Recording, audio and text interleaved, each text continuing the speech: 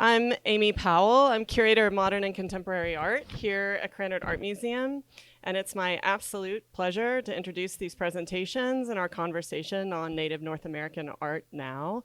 We're going to begin the event with the museum's land acknowledgement.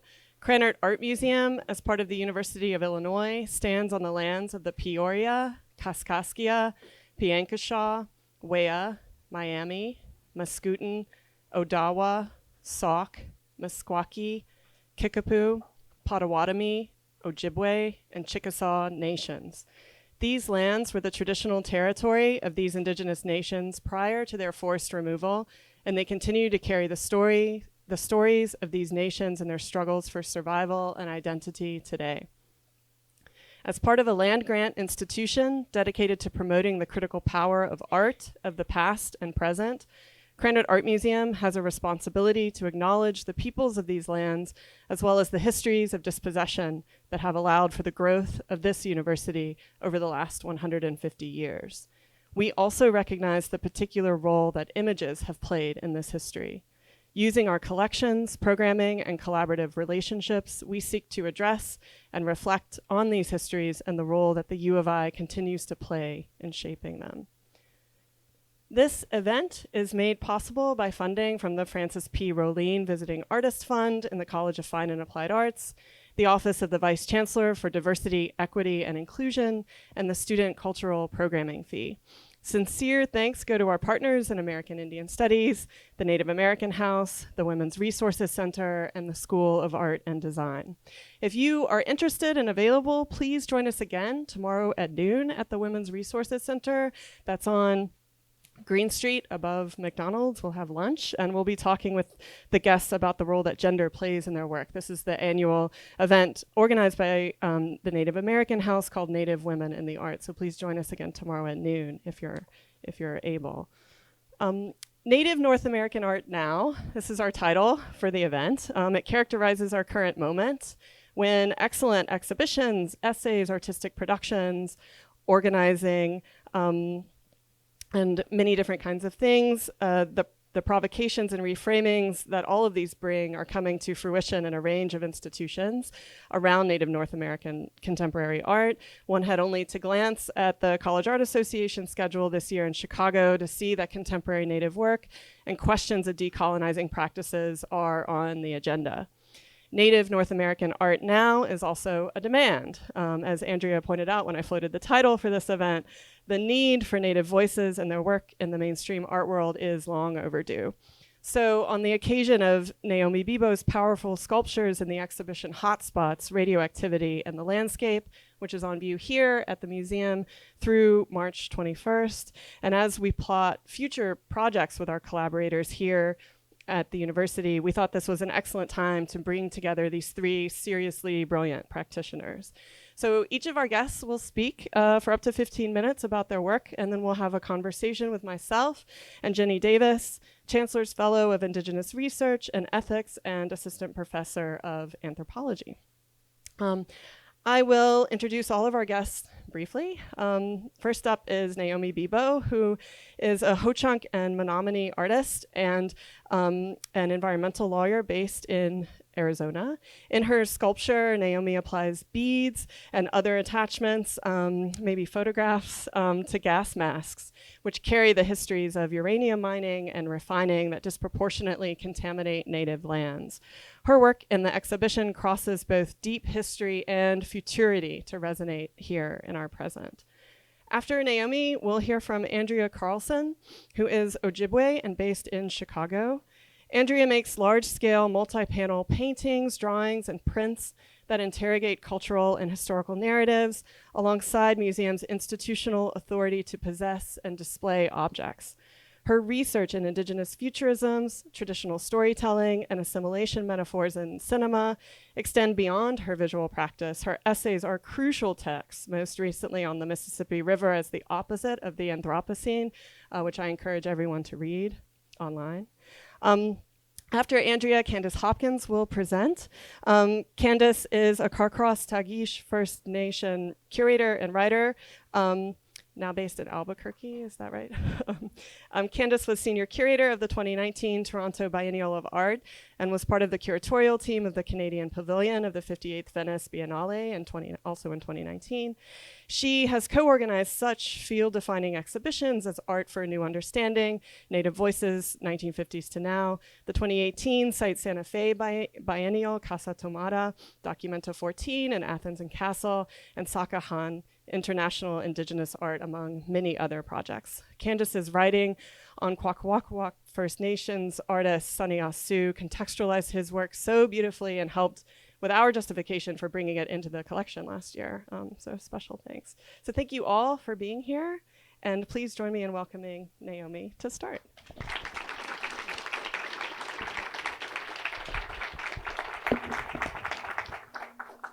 I don't know, can you hear me? Should I use this? Oh, no, there it is. Hey.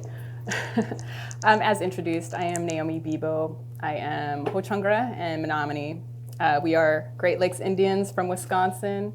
However, I was born and raised in Los Angeles. I'm a product of federal relocation, and Los Angeles was one of the largest urban indigenous populations in the nation, as is Chicago. I've had family relocated to Chicago as well.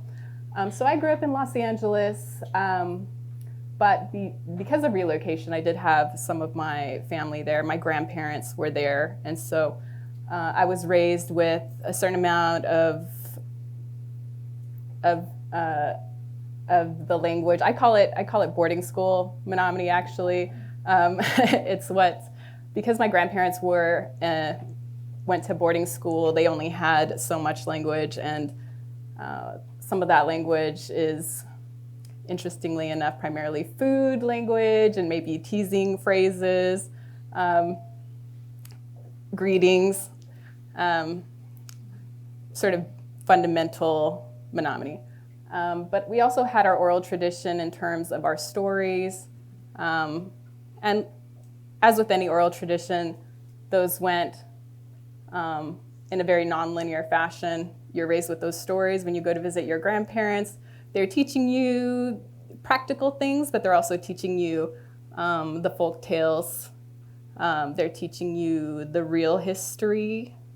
And it's all sort of intermingled and interwoven without. I did not learn beadwork from my grandparents. I did not learn it from my parents.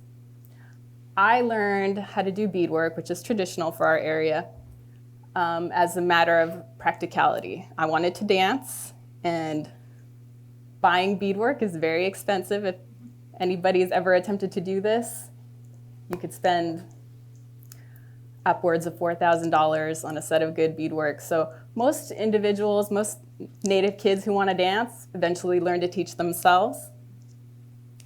And I know a lot of beadworkers that start this way. A lot of professional beadworking artists that have moved into other narratives have started by doing their own outfits. I think this piece really developed over a long period of time. It's called the beaded gas mask. It is essentially, the base is an Iraqi gas mask. It's layered with tanned buckskin, and it was really Frankenstein together. I had to piece bits around. There were very unusual angles with the original material that had to be contoured. And then I proceeded with the very long work of doing flat work on top of it. Because of some of the angles, it could take me half a day, actually, and I broke a lot of needles. And I worked on this throughout law school, and I really didn't even finish it until I had already graduated and I had had my first daughter. And during that downtime, if you can call it that, I would work around her nap times. And so it took me years. It took me years to do this piece. If you're familiar with the different forms of beadwork, some forms are quicker than others. Probably one of the slowest is single bead. There are elements of single bead in this, and then flat work, which is you're just laying down a string of beads and then you're going through like every two. And one of the reasons that it took so long as well is because I wanted to preserve the original material. I wanted it to be functional. I think I had this crazy idea that if something happened, I wanted to be able to use it and, and to survive whatever. But to further describe it, what the size beads as well are very, very small. Beads come in all sizes, really, and they're usually numbered. Some of the smallest are antique beads, and they're very, very hard to get.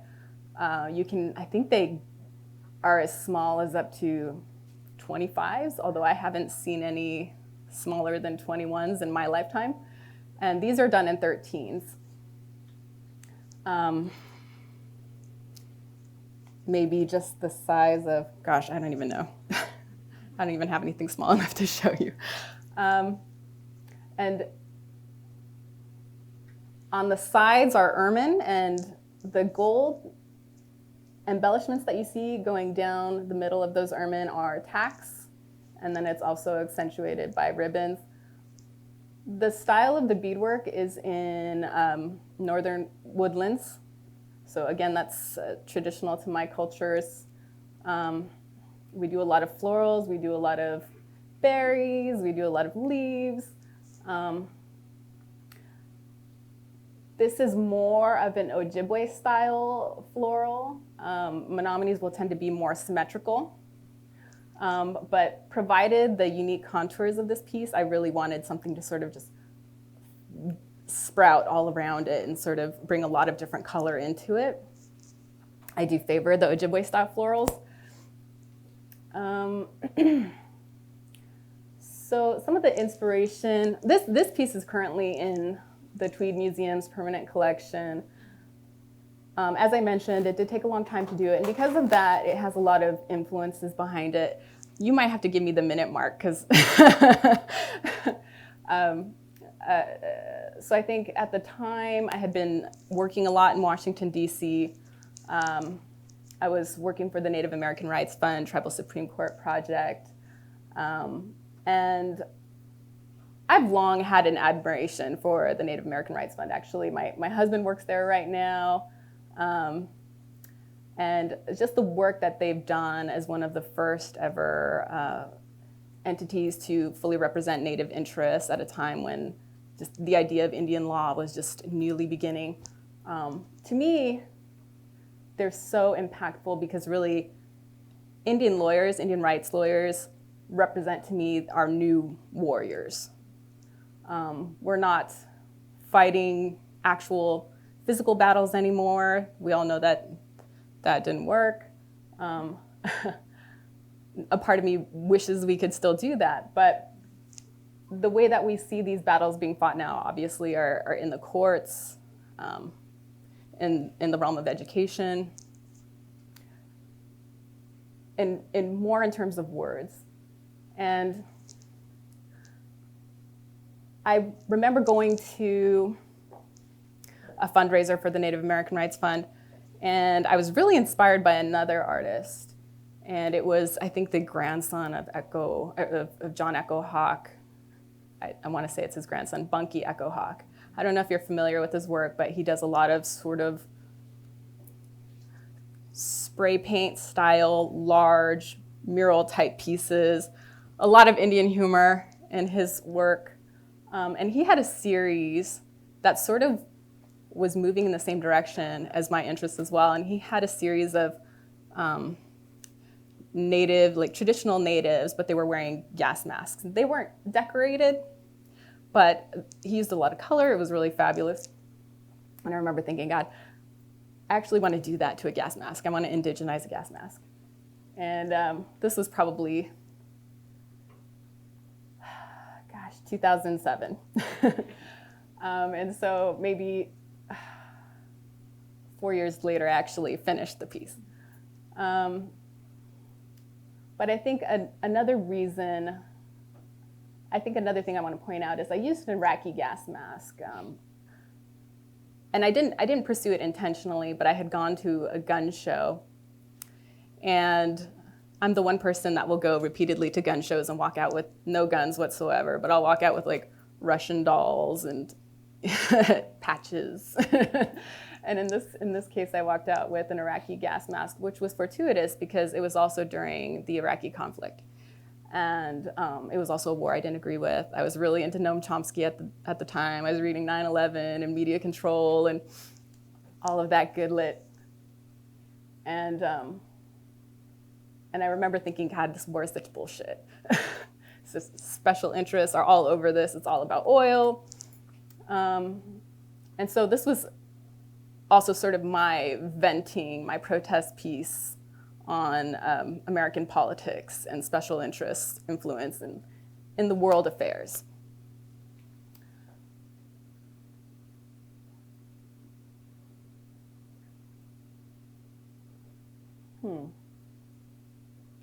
I think I can move on to the second piece. Okay.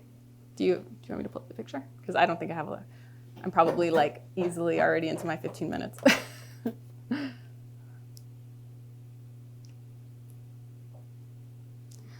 Okay, this little baby is quite a contrast to the last one, but they're thematically similar, but there's a different energy behind both of them.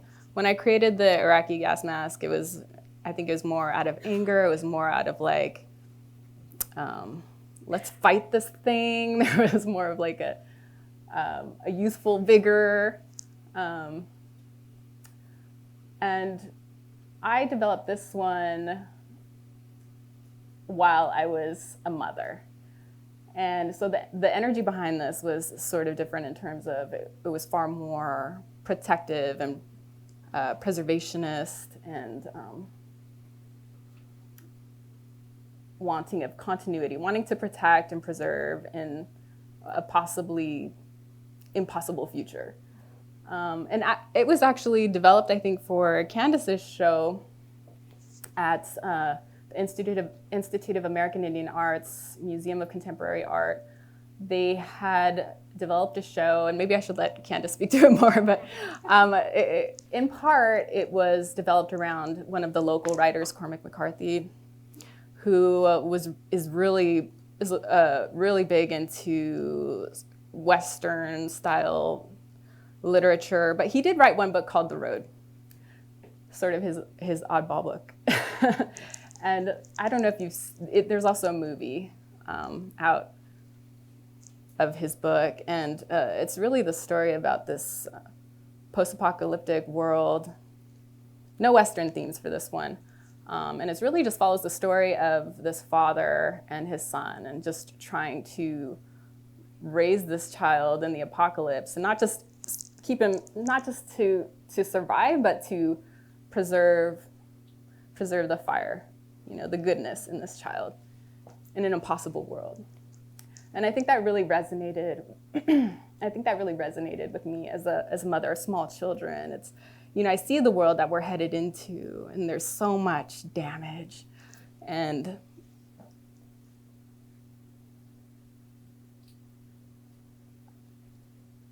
I think one thing that I wanted to do was to maybe even to show to myself that in the worst of circumstances, I can preserve something beautiful for my children, and I can protect them. So it's not just a costume. In a sense, it was a survival tool, but also to, as I mentioned, to preserve us, our culture. So to go back to Cormac McCarthy, his Western literature is,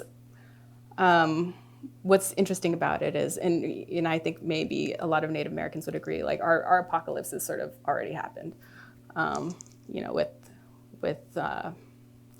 With European migration to our shores, we lost, a good 90% of our population to disease and wars. That's a significant number. And, a lot of our elders will tell stories about how, we were a very populous continent, and you don't always hear about that in Western history. The narrative that we hear from Western history is that, you know, there's some sporadic tribes, and therefore it was easy to justify taking everything, right? So 90% of a population. I mean, that sounds like an apocalypse, right? I mean, that's huge. We're worried about 1% with the coronavirus. Not to downplay that. That's, you know, that's a horrible thing to befall us as well. But so I think I was playing with the notion of, well, we've been through an apocalypse. We look very different. I think that we would not be recognized by our ancestors today. What would that look like if we took it a step farther?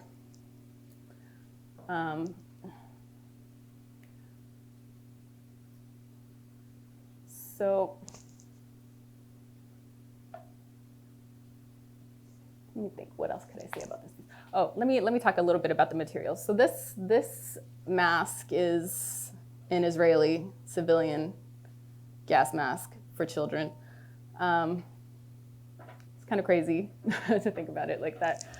I was just telling Amy that I had also purchased, because I was playing with this idea of, you know, protective motherhood influences. I had purchased, but I didn't know what to do with, a baby gas bag. Have you ever seen that?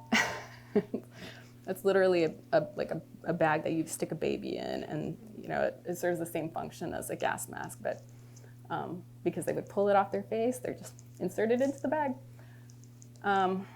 So this one I wanted to get a little bit more of my tradition with the bandolier bags and playing with that look on a gas mask. So I used velveteen as we would in a bandolier bag, and I did the same sort of florals, but I integrated more insect life. And then so this outfit is a little more whimsical, and I wish we could see all of it, but there are like little woodland sprites in the beadwork, and little playful insects. I mean, it's really adorable. It's really adorable. And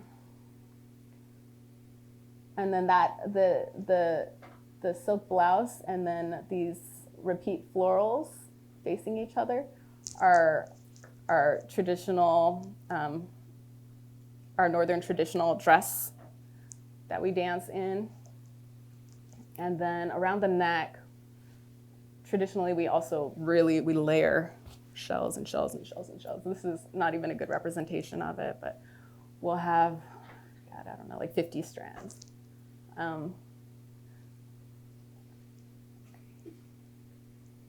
So, yeah.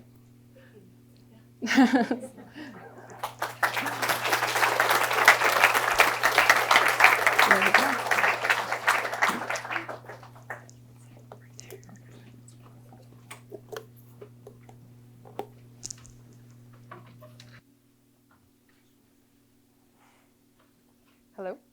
Does it testing? Do you need me to talk some more so you can hear the volume? Does it sound good? All right. Okay. I didn't want to.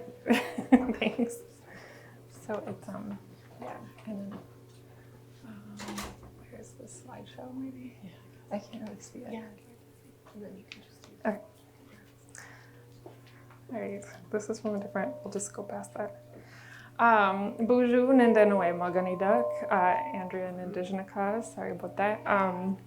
Mekanak Nindodame, Getche Onegaming, Nindunjaba, Shkonigan, Chicago Nindunjaba Nungun, Miigwech Bizendawe.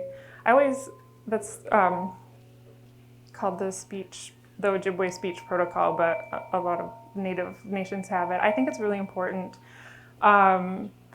In any location, I think non-natives can live their life and never ever hear the language that was originally, I'll give it a second, the language that was originally spoken in the land that we are on right now. And this is This is also Anishinaabe territory, and what I just spoke was Anishinaabe Moen. So this is my community, this is Grand Portage. There's something that's just absolutely stunning about Lake Superior and Grand Portage. If you imagine the shape, the post-colonial construct of the state of Minnesota, the little tip at the very top of the state that touches Lake Superior is Grand Portage. So it intersects with the lake, with the United States, and with Canada, and directly on the Canadian side is also a Canadian Native Nation. So it's a really interesting borderland that has a lot of borders. And one of the themes that comes up in my work again and again and again is this endless infinity horizon. It looks like you're seeing hills in the background, you're seeing islands, and then beyond that there's clouds. But on a not so cloudy day, you just see this infinite horizon, and that's something that gets baked into your mind when you're raised around a landscape like that. So I kind of wanted to do a fast timeline. I'm going to go through slides very fast. It might be a little bit jarring. When I was starting out in grad school back in 2005 is when I graduated. I did a series of Otsokonag paintings. I almost went into linguistics because I had learned Ojibwe. It took 6 years of nonstop classes and then teaching. And I decided to pursue art instead, and I devastated my Ojibwe language teacher. But then I wanted to put the things that I had learned, the Otsokonag, the traditional Ojibwe stories, into painted form. So here's some examples. While I was working on these, there was all of these things that I was thinking about, like Nanabuju, our kind of main cultural hero, is always playing with his identity. And I love that about him, that he was never static. He was constantly in flux, and he was changing into, and the farther one, B'nai Wajid, he turned himself into a stump, and then the water spirits are testing it in that picture. I don't know if there's snow on the ground. We have this cultural prohibition about telling stories out of season. We're only supposed to tell them when there's snow on the ground. It's officially winter. With global climate change, that might be a problem for us, but we always have workarounds, so I'm not terribly nervous about it. And then this is on your right, there's Nanabuju Wajid, and that's a story where Nanabuju commissioned his ass to watch his food as it was cooking, and then some stories have the Dakota coming to steal his food, and then other stories have wolves coming to steal his food. So I like the idea of him constantly in transformation, constantly in flux, but I had this problem of taking something out of performance, out of a performative art, which is storytelling, and putting it in these very static ways, in these very static images. One of the ways I dealt with it is we have this thing in Ojibwe storytelling, which is B'nai Wajid, which is a way of like freezing a story so you can tell it again the next night. So in a lot of this work, the rough grouse that is over the stump that is displaying its asshole, that's how we would freeze a story, is B'nai Wajid. I'm not going to explain that, though.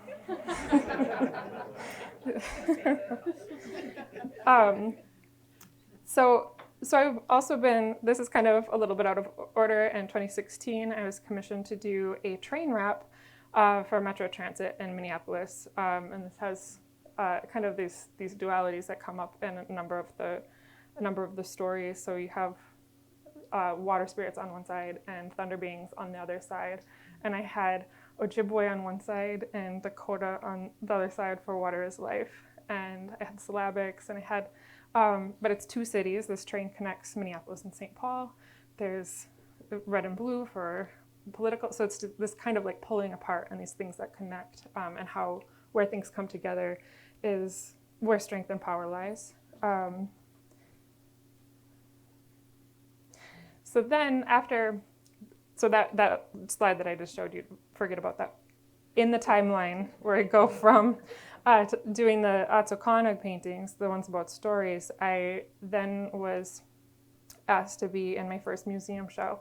And I started thinking about how problematic it was for me to take a performance and put it on a static piece of art and for it to not move, but also how museums are like these consuming Windigos. They eat the world and bring it into its body, and then it tells the story of the objects. So I was using the idea of the Windigo, who is the Anishinabe's winter cannibal monster who misidentifies who he consumes.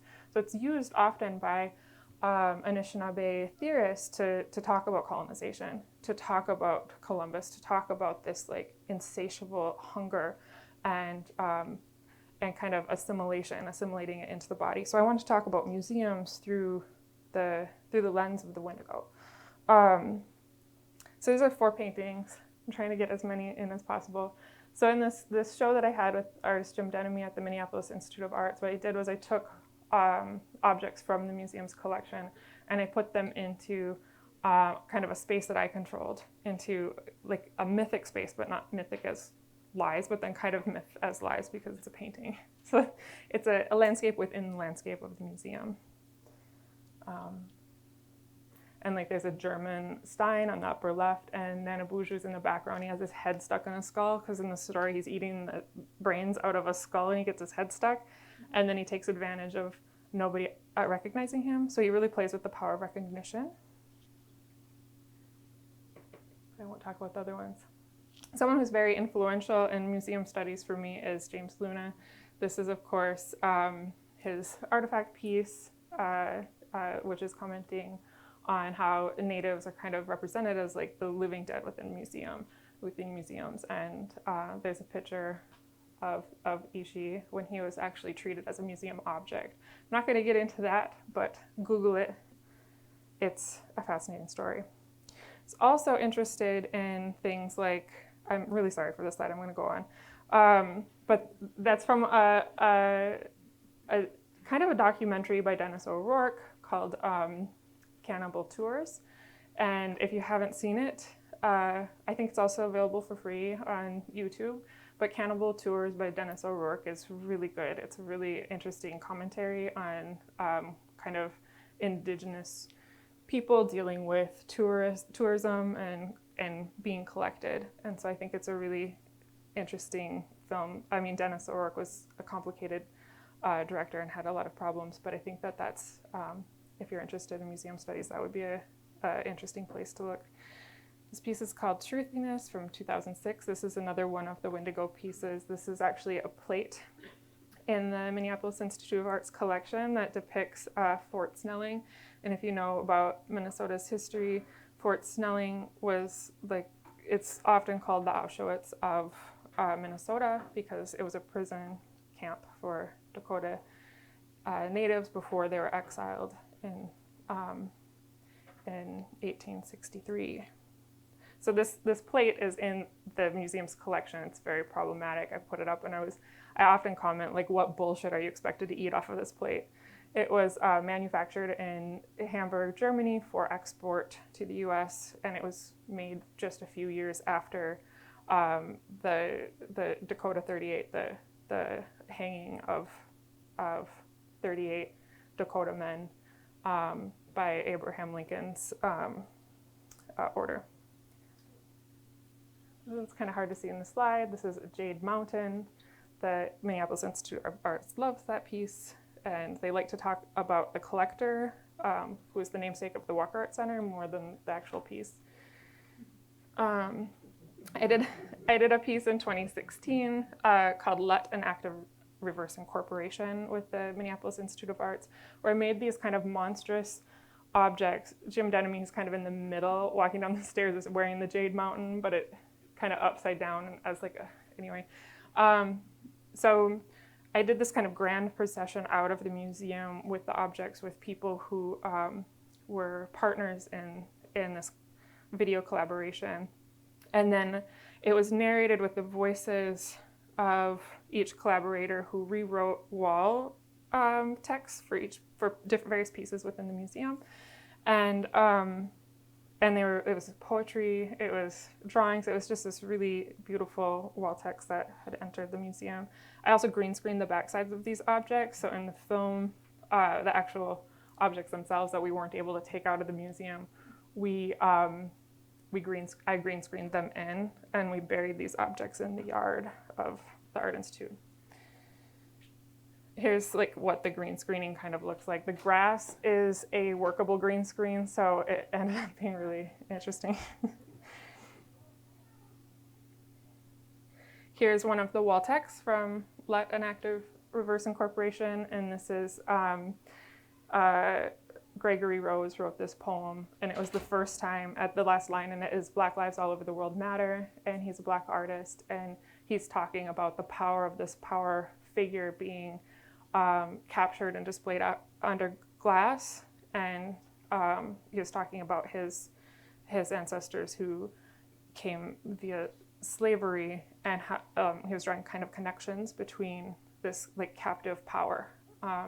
But it says Black lives all over the world matter as the last line. It was the first time the museum had Black Lives Matter text or in the African collection.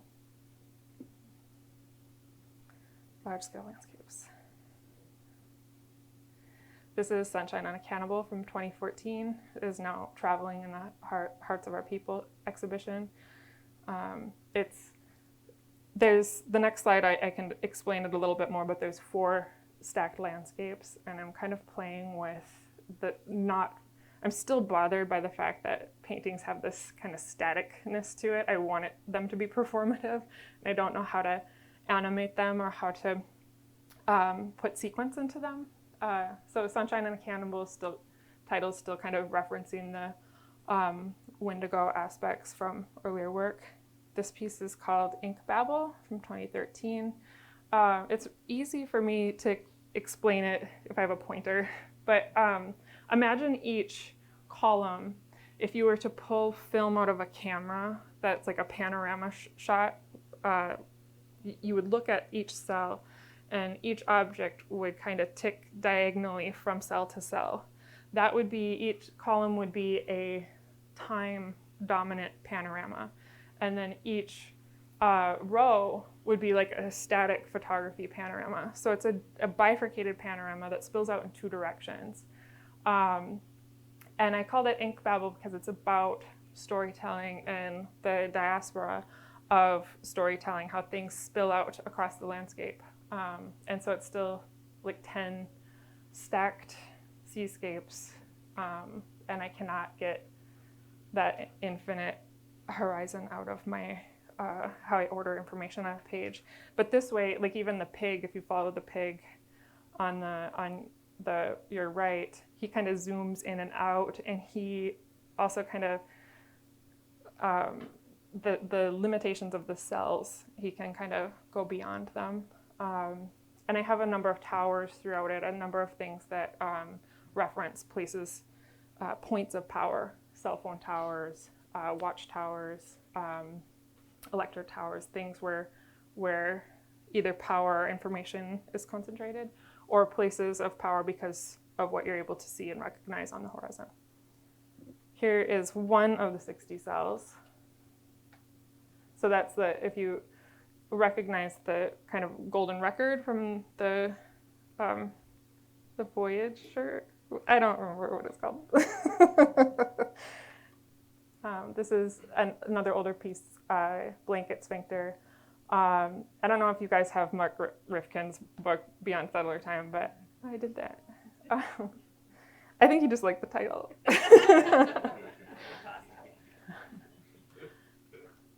So that's a small version. These are 16. So you can tell because there's a person there, but this is The Tempest and Portage.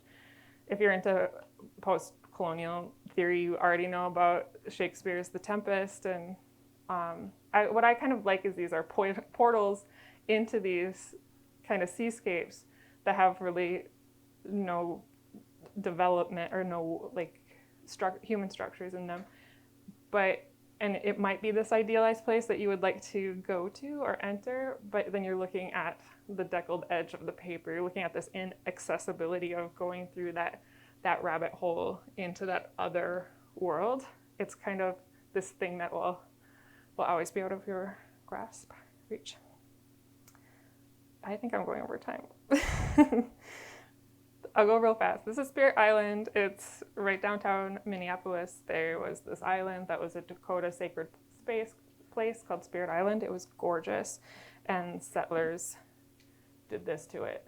It was, you can see like the stratification of it. They removed it and they sold the limestone to make buildings that if you've been to Minneapolis, you've probably been in a building that was Spirit Island. You can see Stone Arch Bridge in the background. It was gorgeous. So when they finally removed it, because they did it over the course of like 100 years, they took pieces. And then in 1962, they not only removed what was remaining, but they dredged it. So they scooped out the island to make the lock and dam system. And so what I did was they were decommissioning the lock because of silver carp were moving in. So they didn't want the silver carp to move upriver, so they closed the lock system after, just from 1963 actually. So it hadn't been in commission for terribly long to sacrifice an island for it. So I made this video, which I won't show you the video, but it says things in Ojibwe and Dakota. Dakota Makote means Dakota land. Kabakong is the Ojibwe word for Minneapolis.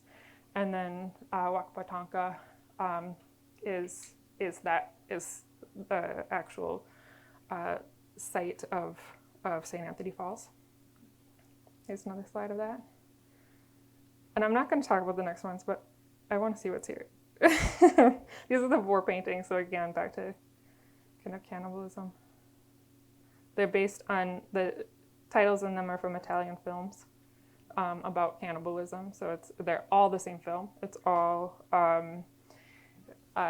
invaders or oil prospectors or cult leaders that are non-native going to either South America or Africa or East Asia, and they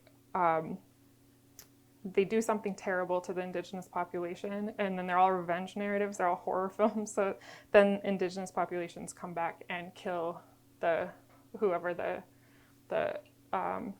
invading entity is.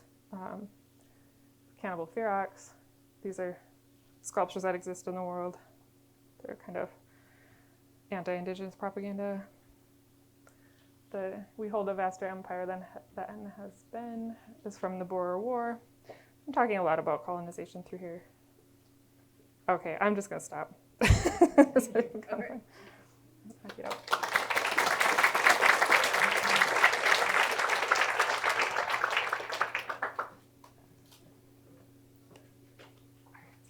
Sorry.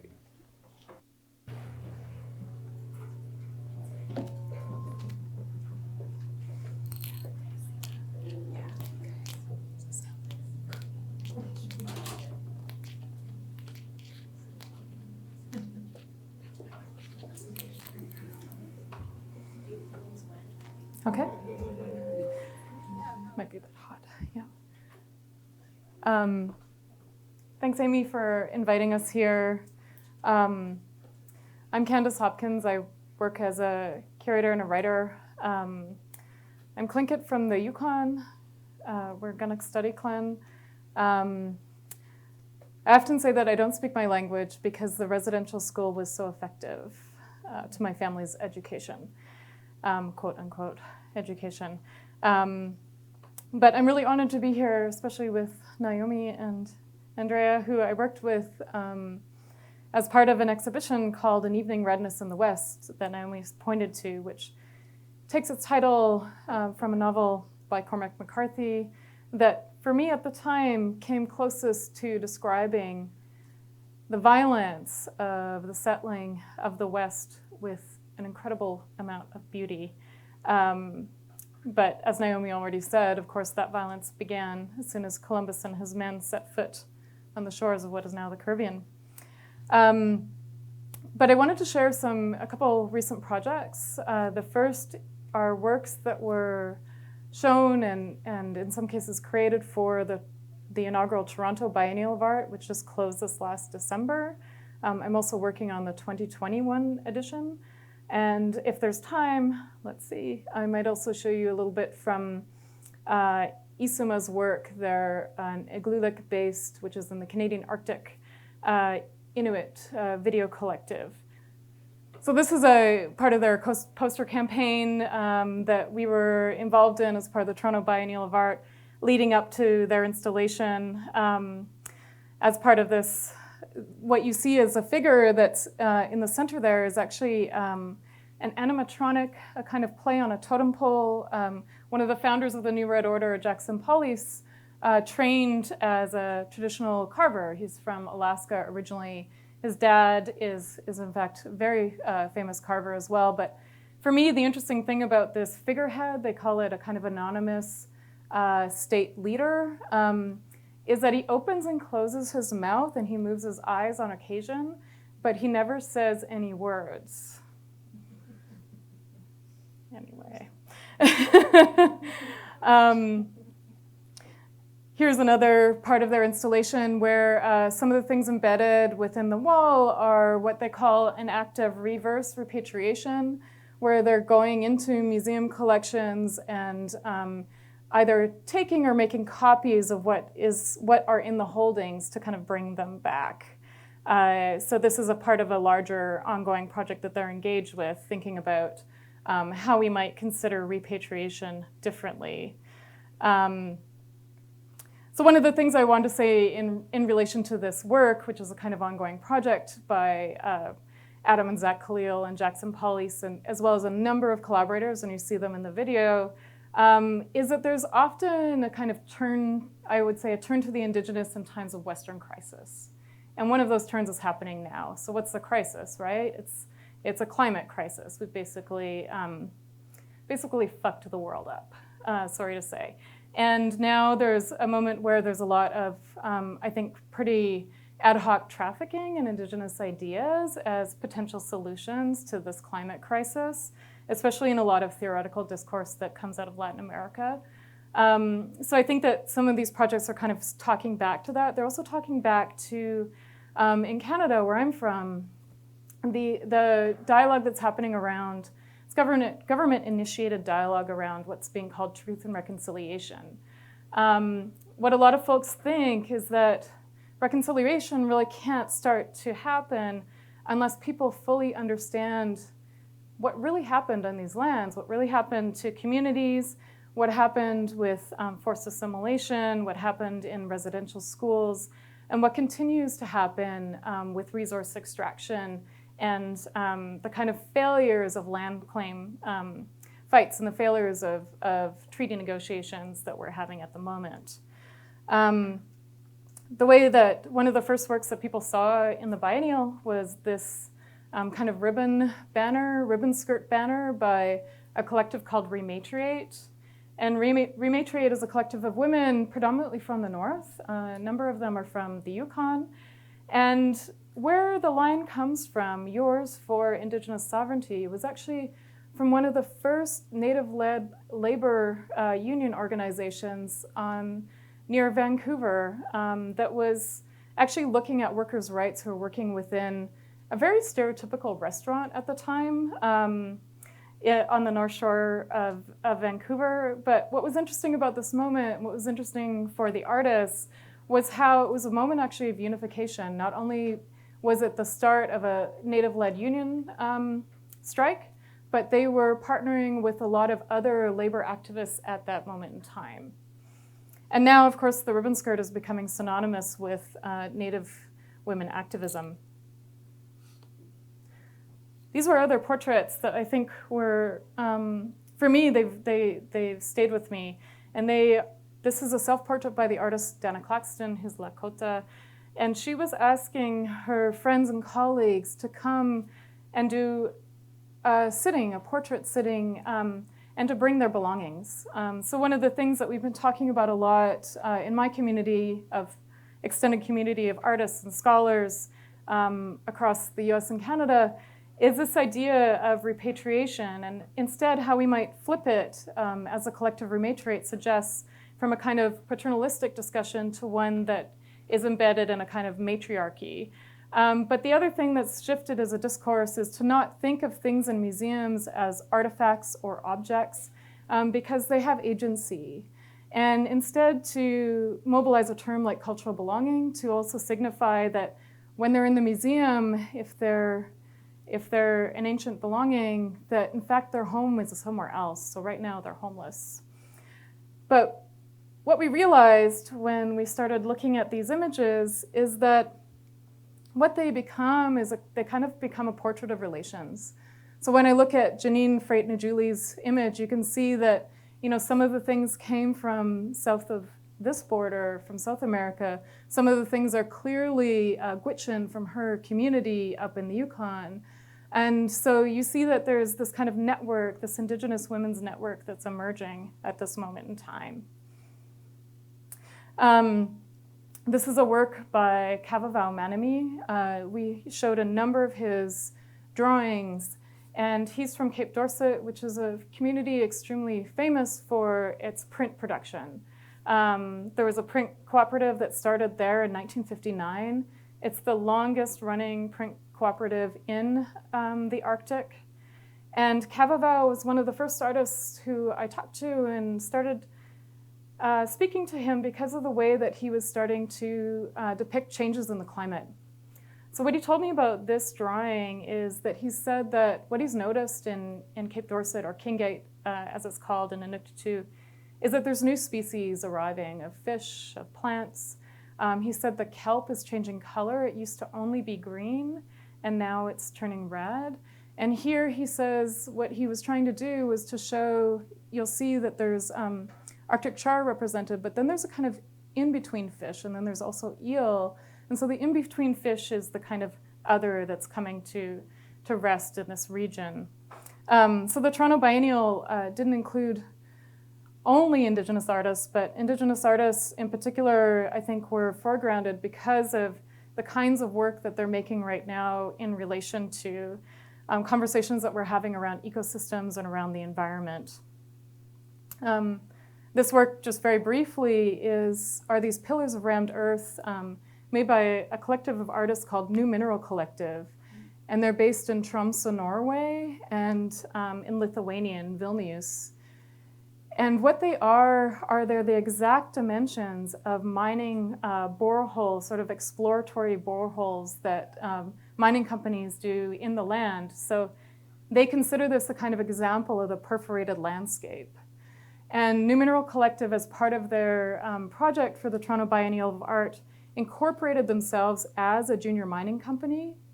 And they call themselves the largest and least productive mining company in the world, which I think is pretty fantastic. But part of the reason that they incorporated as a junior mining company is it gives them access to incredible mapping technology. So of course, miners are much more advanced in their cartographic technology than many of us. And they've turned these maps into these very kind of fascinating videos as well, because it's another means of picturing the landscape. And so here what you have in the rammed earth pieces are also examples of things that come from the land. So this is made out of soil, but then you see rings of copper, there's silver, there's gold. So a lot of the things that are come out of the extractive industries, particularly in this region in Canada. This is a video by Isuma Productions that was also concurrently playing at the Venice Biennale. And I won't go into detail on that because I want to shift to this work. And maybe this will be the last one that I speak about so that we have enough time for conversation.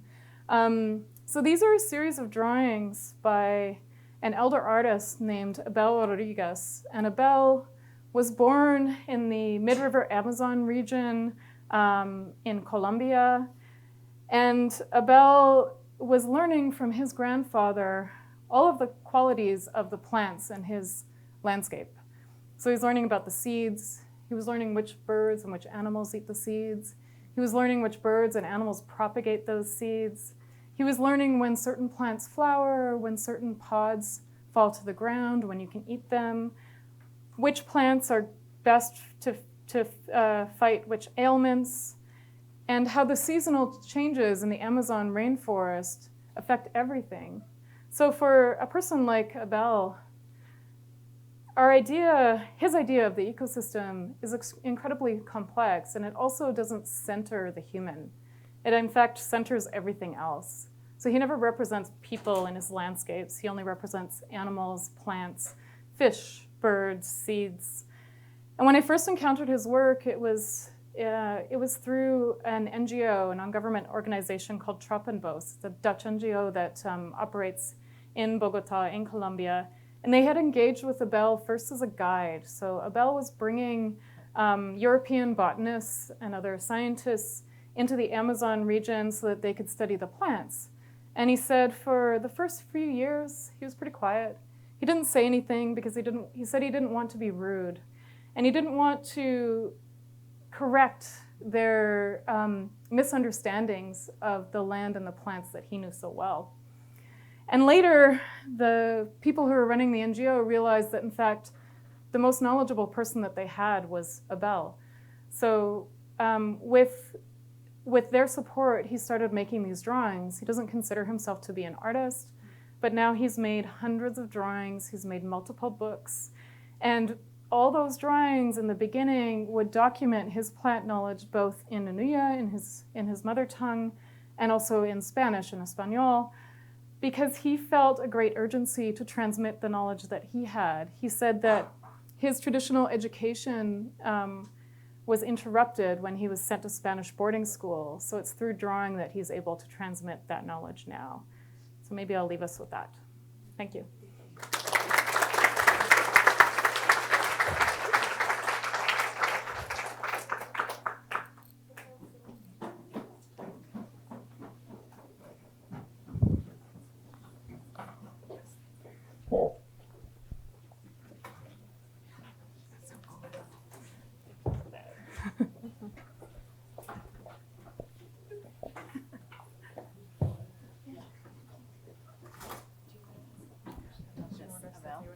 I want one.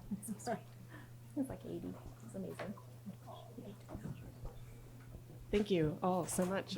Can we give another round of applause to our guests, please?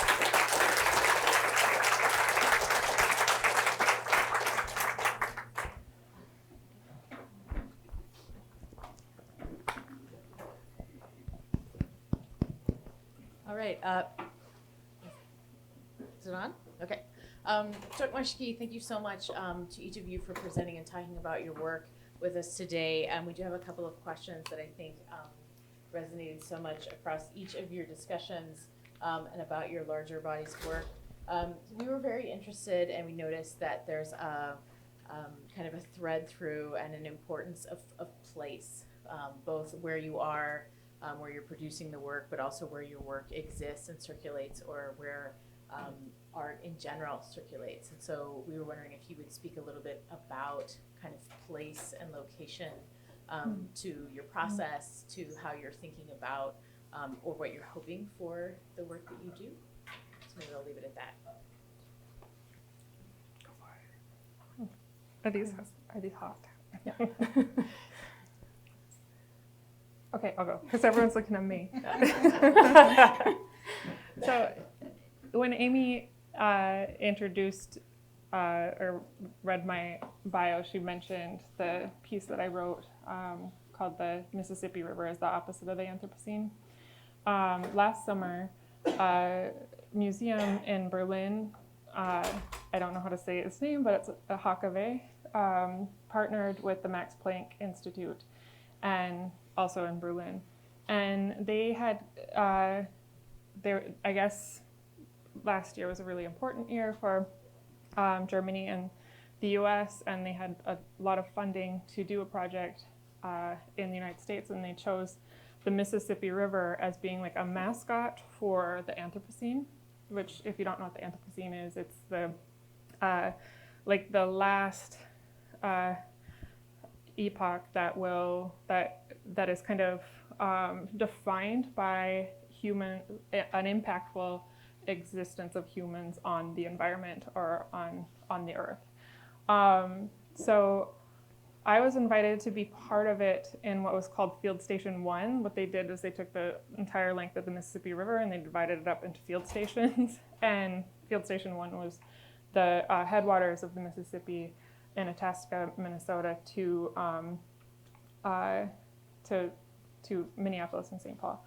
And the problem I initially had with it is this is my home. It's not a field station. It's something that you would come in and study and leave. That's how you would maybe relate to a place as far as field stations go. And the more and more I started hearing about the rhetoric of just this kind of human-centeredness of the environments, the more problematic it became. And then I made a separate video. They were very inspired by the piece that I showed you about the Spirit Island. And they wanted some similar work. And then I decided to do a piece that was thanking the women of Bedote. So Bedote is the Dakota word for the confluence of the Mississippi River and the Minnesota River. And it's this beautiful sandbar where they come together. And Dakota women, that's their origin spot. They would travel there from all over Dakota Makote to give birth to their babies. They wanted this to be the origin spot. It's very important to their culture. And so I ended up making this love letter to Dakota women who I've loved, having lived in Dakota Makote for so long. And so I wrote this piece that was talking about how we are ancient rivers. We were born of our, as Autumn Peltier so wonderfully brought up when she spoke to the UN, this 15-year-old girl, Ojibwe girl. And she said that we are all born in our mother's water.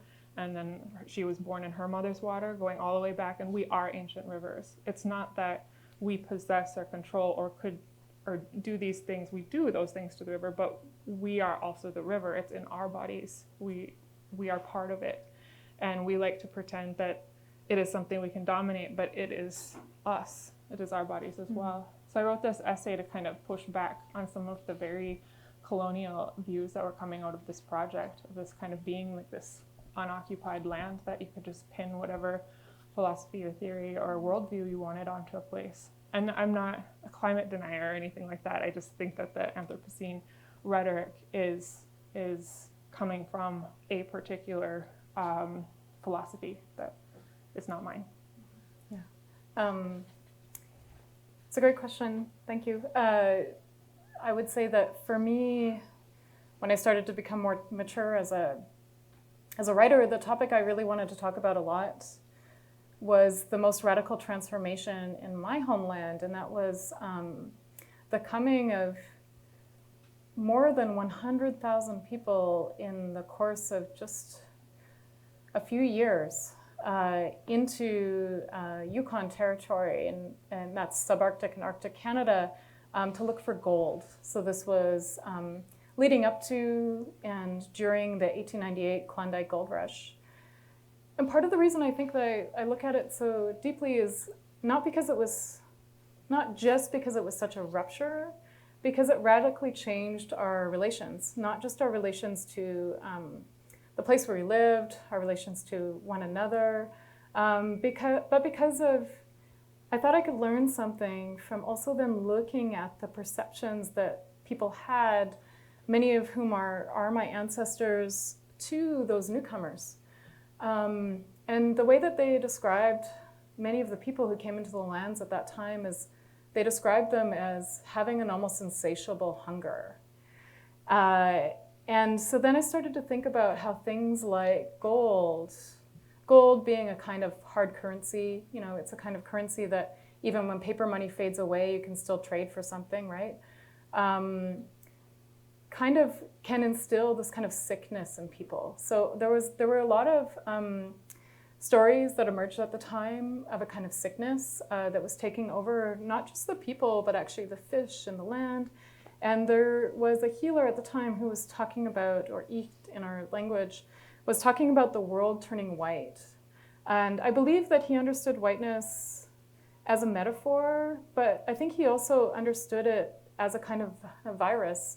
And we shouldn't just simply think of whiteness in this case of race, but actually the emptying out of everything that he could see of life. So he was spending a lot of time going back and forth between different worlds, becoming different forms, so he could figure this out.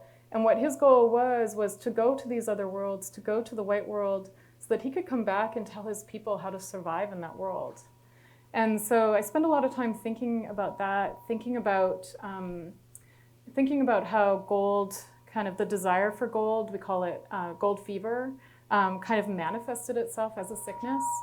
so that maybe I could understand a bit more about how imperialism, which then folds into colonialism, operates, how its heart operates. So if I can understand that, maybe there's some learnings there in how we can save the land.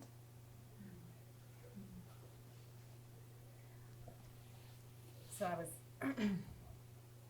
grappling with this question, and I think I don't know that. Well, maybe my art is more reflective of not just place, but also placelessness. As an urban Indigenous individual who grew up in Los Angeles, there's a lot, I think, that as Candice, as was mentioned, that there is a certain sense of diaspora, but always still reaching for this place, this motherland. Even as a child, I grew up in the system, and it was very difficult even then to not have solid family placement. But one thing that I always felt very strongly, regardless of family stability, was this idea of my homeland. And it had a powerful impact on me. And I think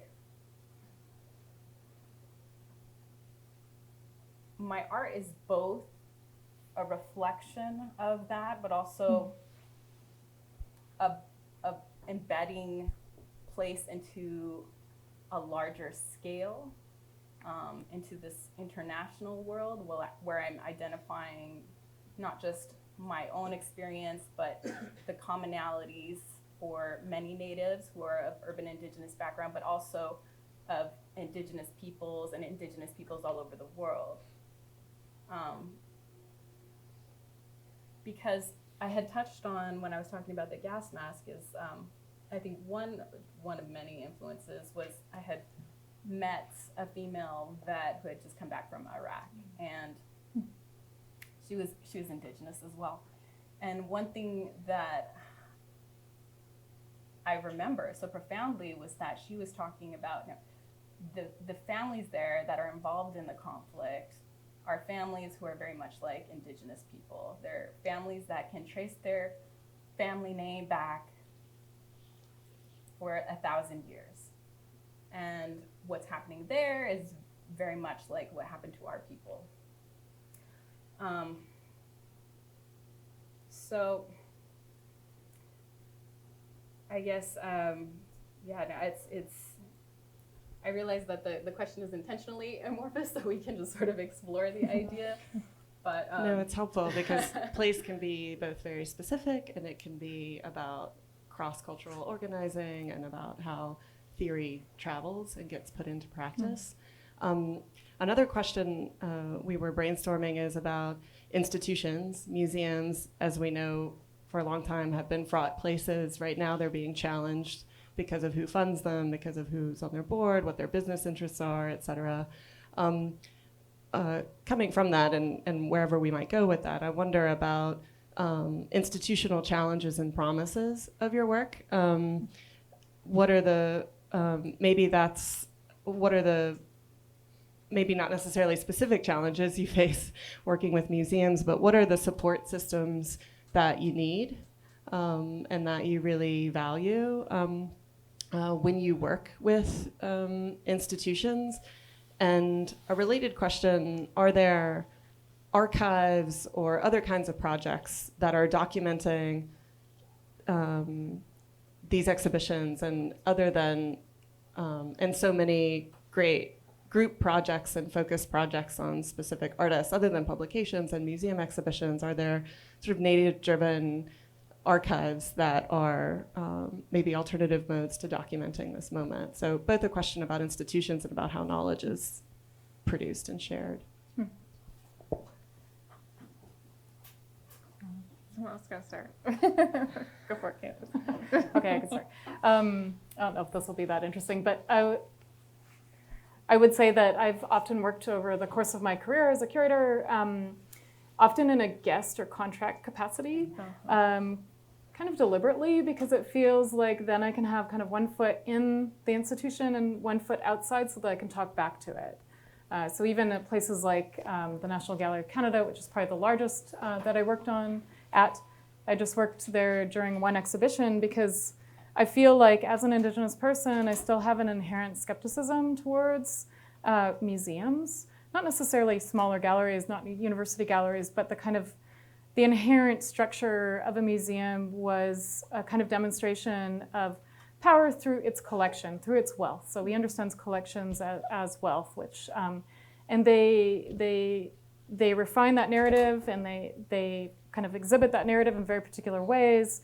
And I think that I'm always more interested in how to like push against that by doing particular kinds of acquisitions, particular kinds of exhibitions, and working with artists on certain kinds of collaborations. So I've realized that because of that, I tend to work more on exhibition projects. So within the context of biennials, which just means an exhibition every 2 years, or ones like Documenta that take place every 5 years, because it allows me to work alongside artists to make new work. And for me, I think that that's the most satisfying part of those jobs. One of the challenges of that is that they can seem a little temporary. Sometimes, we don't have enough time when we're working in such a kind of condensed time frame to think about what the legacy of them is, or how they will be archived, or who will look at them, how we'll make those resources available. So that's a question that we've been thinking about a lot. And I would be interested to know more if there are ideas of where Native archives are. I've found Native archives to be incredibly unstable in a way because they're often personal or individual archives. So they're kept by the artist for a very long time. And I think this is true. Major institutions weren't interested in collecting them. Even figures like James Luna, his archive went to the Institute of American Indian Arts only after he initiated it. So I think this kind of collecting of very prominent kind of life works, thoughts, work by artists isn't happening enough, and they are under threat. So. I'll go second. So I've had a very positive relationship with the museums that I've worked with. I find that like some of the Native American oriented museums are some of the most positive, and I think really have the greatest understanding of how to be respectful of art and how to really present in a way that's accurate. And I find that museums are actually the entities that are really driving me to develop my art. Again, I would nod to the Cormac McCarthy exhibit that encouraged me to develop the second gas mask piece. I think what I really love about museum exhibitions is that it will take something that maybe was developed initially with one concept and reinterpret it or place it into a new story or a new narrative and breathe new life into it. So for example, with the gas masks, I didn't develop them necessarily with the idea of radioactivity, but it certainly fits within that narrative. And I'd love to see the story that's evolving around in collaboration with the other artists and developing relationships there.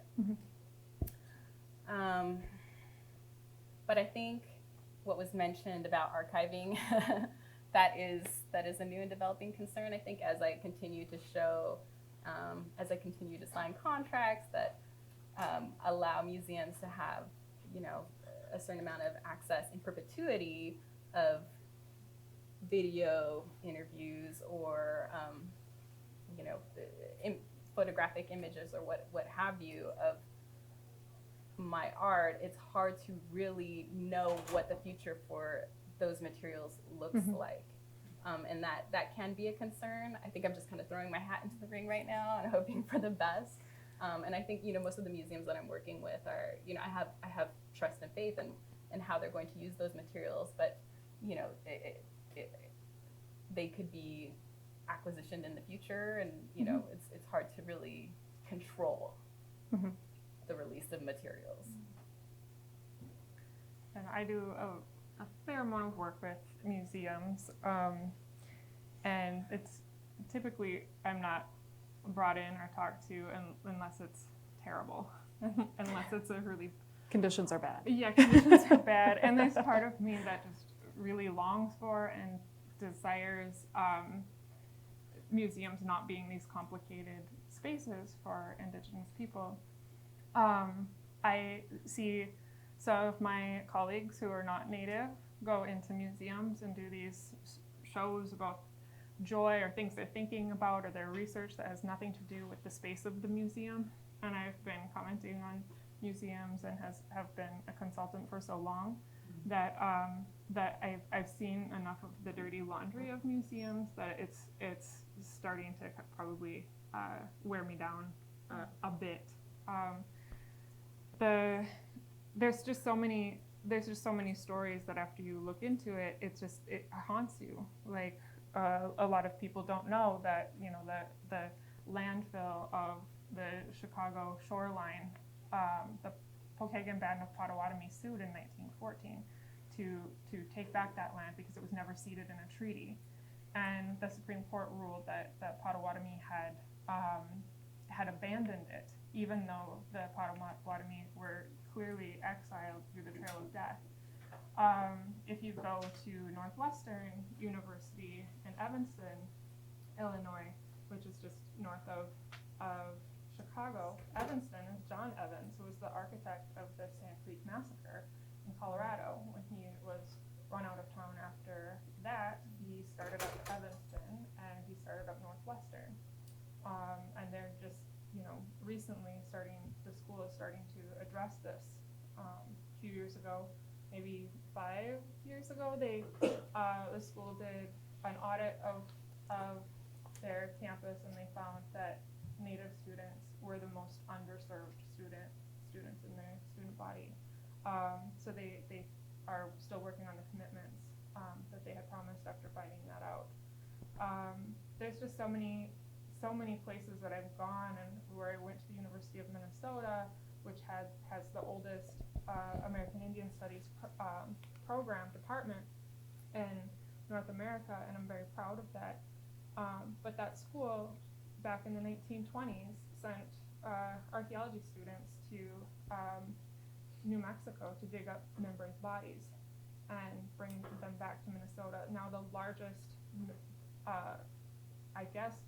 Membre's grave site is at the University of McAllister in St. Paul, Minnesota, and their bowls are at the Weissman Art Museum. Right after I moved to Chicago, the Art Institute of Chicago was going to do an exhibition of 45 Membre's bowls that are all grave robbed, and nobody there thought even for a moment that a show of entirely grave robbed objects would be a bad idea. And so I was brought on a consultant with that after carrying this pain from Minnesota. It's like, how can I get away from Membre's graves and so far away from New Mexico? Mm-hmm. So I feel like these spaces have been really hard for me to work in. It's taken a huge emotional toll, and I still show up. I should still make work. I still go into these spaces, but there's part of me that just kind of desires like an emotional clean palette when I walk in the space. Thank you very much. I think we'll open it up for audience questions, and On the light note.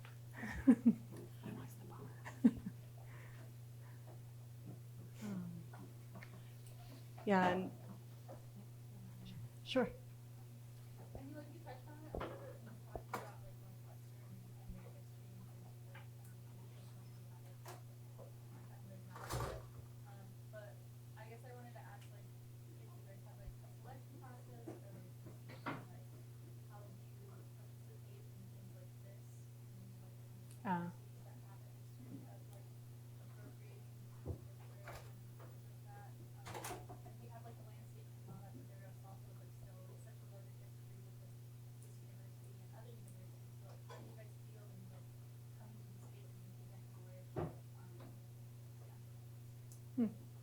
I would say it's a great question. A lot of it for me is, it's funny because I share a lot of the same sentiments, but at the same time, I love museums. So it's like very complicated.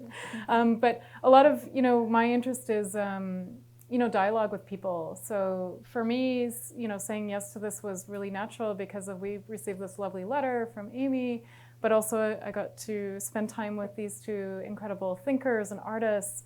So for me, it's always about if there's a possibility of having a community. It's always about who you're in dialogue with, what the ideas are, if they give you the space to ask hard questions, and you can kind of feel that out. Some of it's a bit intuitive, but I also feel like if they're inviting us, they kind of already know what we're about. So, and if they don't, it becomes really clear pretty quickly. Thank you for that question. Yeah, India, yeah.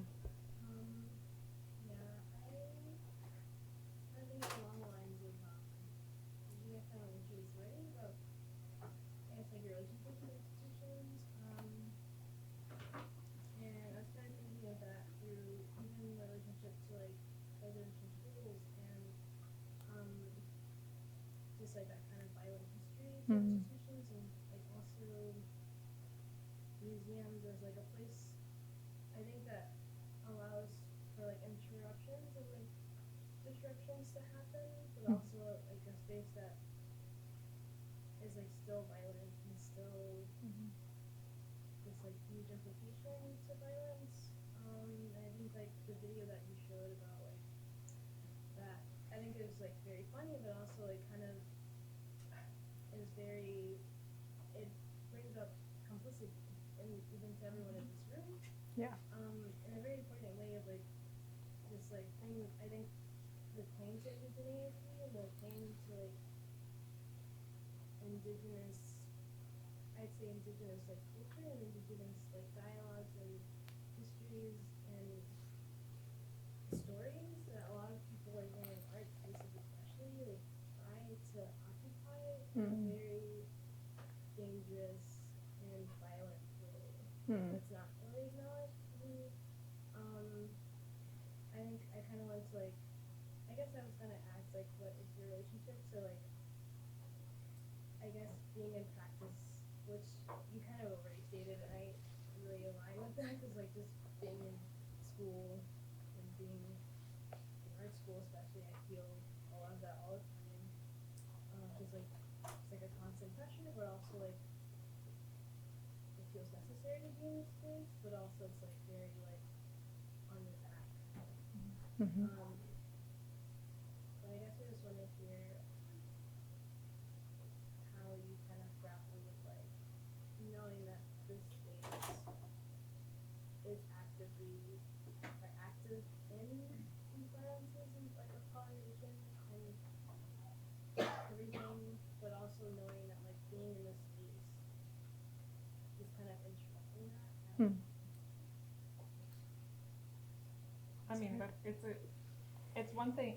So as an artist, not as a curator, or museum worker, or a consultant in that space, when I am an artist on the outside, telling a museum that they're wrong and that they need to stop, I feel as an outsider that there is sometimes museums think that I'm after something else or personal gain, or they think I'm in it for different wrong reasons.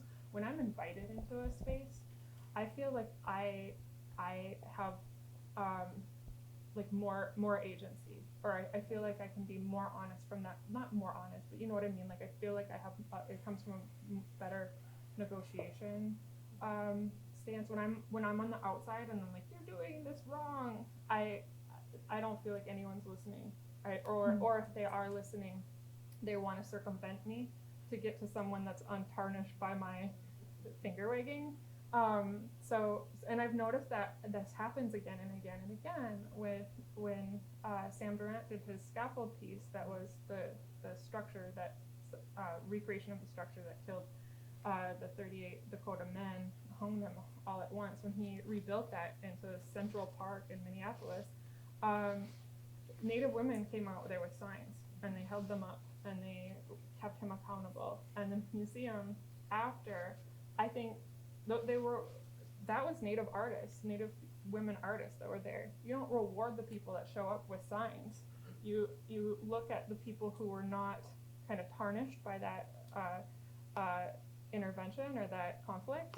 I've seen museums do this again and again and again, where they're like, oh, not those guys, and then kind of work around. So I do think that being invited into that space, it's just been more productive, and there's just more agency under those terms, and I don't know how to change that. I don't know if you would agree. Well, this is my first university show, and I think we're alluding to something that I'm not aware of here. Some maybe NAGPRA issues with, I mean, it's usually NAGPRA related issues with universities, and that's a common thing. So I feel a little dopey that I don't know about the subtext, but as an attorney working in the field of Indian law, I do understand the, you know, the pervasive violence, as you termed it, and just always fighting the fight. And I find, though, that the role is, you know, not so much for space to be made, but to insert and reinsert your voice into negotiation. Usually when we're working on environmental cases, we're usually doing government-to-government consultation, whether it's with the state or with the federal government. And it's really just about insisting on your place. And that insistence goes a long way. They can only ignore you for so long. So yeah, no, I think it's about making that change happen. And, you know, I think maybe in this context, this dialogue we're creating right now is part of making that change happen, because this is a very positive exhibition. This is a very positive discussion that we're having with all of the students and staff here today. So I'd say something that I've noticed that's changed, and I've worked in the field now for 20 years. When I started, it felt like there were very few of us, and those of us that were in it were kind of relatively geographically isolated from one another. And then things started really shifting, I would say, in the early 2000s, when we started having kind of these national gatherings of Native artists and curators. Across Canada, it was starting to happen regionally in the United States. And, you know, we were still talking to ourselves. And some of us had museum positions, but predominantly the majority of us were working as independent curators, or if you were an artist, you were also working as a consultant. And then people started getting jobs in institutions, and that's been actually relatively recently. And some of those jobs weren't just kind of the Native specific jobs. They were, you know, like curator of contemporary art jobs. So that started to shift the discourse. And now what I'm finding is that there is more openness to criticism, so they will invite people in, even if they know that they've done bad, to sort of figure out how they can write things. And what I see as a potential in that space is that can actually, you know, lead to bigger systemic change, because I think that sometimes galleries and museums will use an exhibition as a way of pointing to a kind of bigger social problem, or as a way of trying to make a stopgap. When what really needs to happen sometimes is to look at, you know, who are in the positions of power there, who are the directors, who are the curators, who are the collectors, who then influence the museum, who is on the board, and how are those kinds of decisions being made. And I think that this kind of critique of structurally, like kind of structural institutional critique, has been taking shape over the last few years, and it's a super important one. I would say that one of the things that I've, you know, gained from the elder artists who I've learned from, James Luna among them, was that we developed, you know, since the 60s, a Native-specific institutional critique, like a kind of culturally specific institutional critique that we've had a long time to build on. And actually, it seems like now there's a little bit of listening happening, but not to forget that we've also had our own institutions too for a long time. We've had the American Indian Community House Gallery, we've had All My Relations Gallery in Minneapolis, there is the Museum of Contemporary Native Arts and the Institute of American Indian Arts that was founded in 1963. So we also can't forget those. And we also have hundreds of tribal museums across the United States that I'm always frustrated because when the American Museums Association does their polls, and they never take those into account. So for them, those are not real museums. And I think that needs to change too. Thank you very much. I think with that, we'll thank our guests again for coming, and thank you all.